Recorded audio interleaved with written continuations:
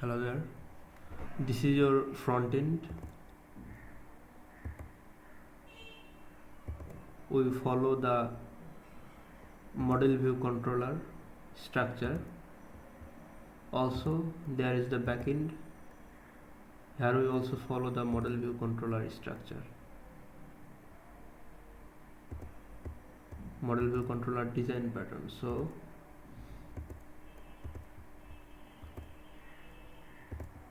we have controller, we have middlewares, we have models, routes, service and views. And in front end, same here, there are also models, services and then controller and views. Let's go to the front end.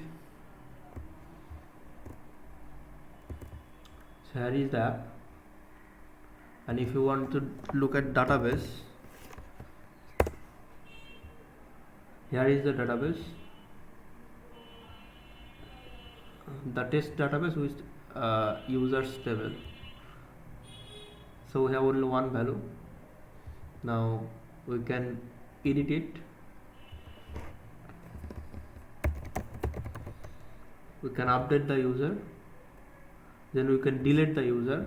If we go here and see, we have no database now, no table now. Now we can add new user.